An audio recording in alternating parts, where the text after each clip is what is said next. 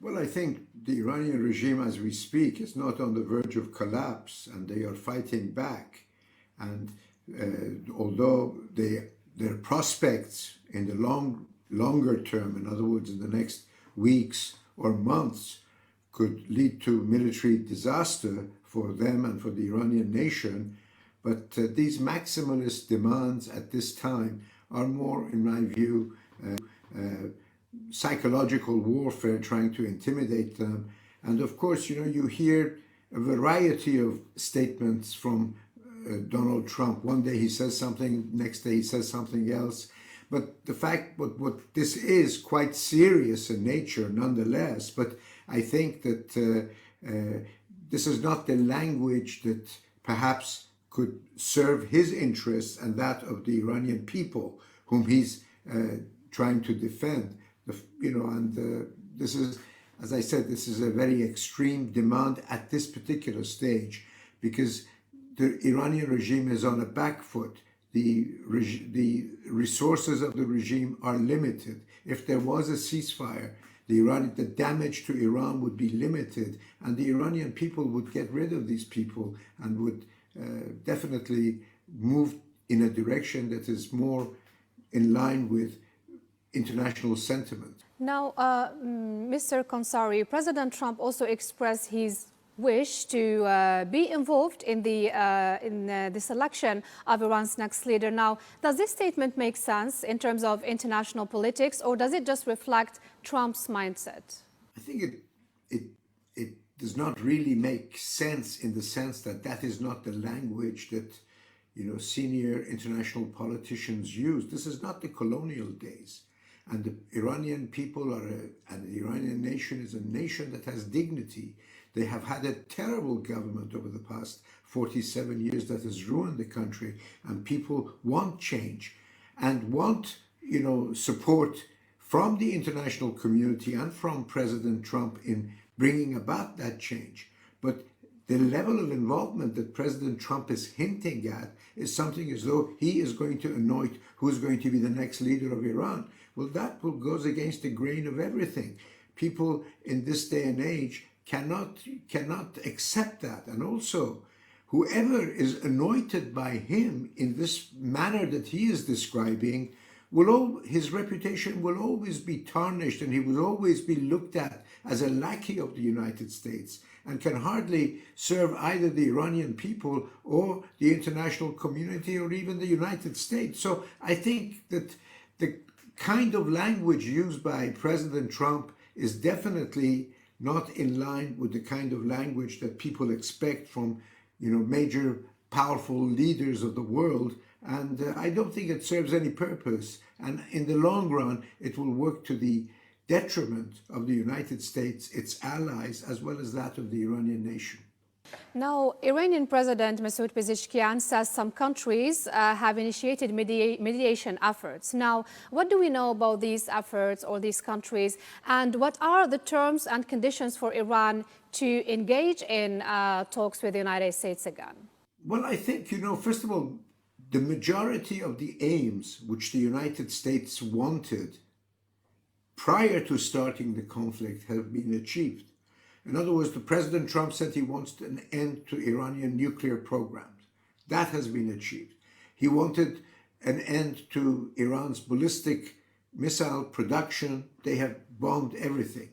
But they don't need to bomb the entire nation and the entire infrastructure of the country, because that is not what they were seeking to do. And this is exactly what is happening at this stage. There are many countries in the region who have become involved in this war as a result of Iranian desperation to try to have some kind of leverage, wrongly against international law and condemnable. But the fact is that bringing a ceasefire ends this period of continued insecurity and instability. But the Iranian regime will have to move beyond what it is. Bringing the son of Khamenei back is no answer. That is a recipe for more trouble, a prolonged engagement in conflict and combat, and so on. But there is a third way, and that is for intermediaries who are already involved behind the scenes. Countries like Oman who have been, trying to, did that in the past, and I believe that they are still doing it, as well as others, who want to bring this thing to an end. And finding a way of working towards a transitional government away from the theocracy and something in line with the aspirations of the Iranian people. That is something that can come about in the aftermath of a ceasefire, as well as mediation to try to come with a new set of Iranian leaders taking charge. Now, Mr. Khonsari, what are possible scenarios for further escalation or de-escalation in the region, and what factors will shape the course of the conflict right now? As we speak today, the Iranians still have missile capabilities, ballistic missile capabilities, which they're using. They have thousands of drones, which they can use. So mediation in calling for a ceasefire will put an end to that. The Iranians are down on their knees. President Trump is right in the sense that he could get into a situation where the Iranians are unable to fight in several weeks. But God knows that during that period, how much extra damage is done, not just to Iran, whose infrastructure has already been hit severely, and the legitimate Iranian defenses have been destroyed. Forget about those, who are attached to the regime or are part of the theocratic state, but in Iranian Air Force or Iranian Navy, these are for the protection of the territorial integrity of the country. But not just that, but also regional states. How much will they suffer? How much of their infrastructure, oil, gas, water desalination plants could be destroyed in the course of the next week or so if this combat has not ended?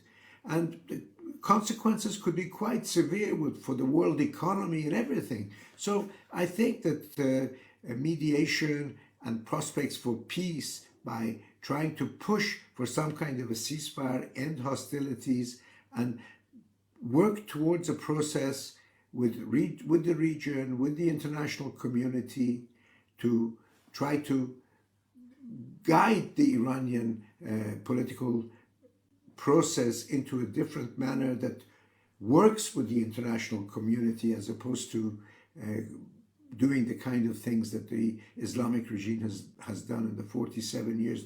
There is a possibility for that. Alternatively, if war continues and no ceasefire comes into, they will fight until the last resort, doing more damage to Iran and more damage to the region. Mr. Mehrdad Khonsari, thank you so much for joining us live from London.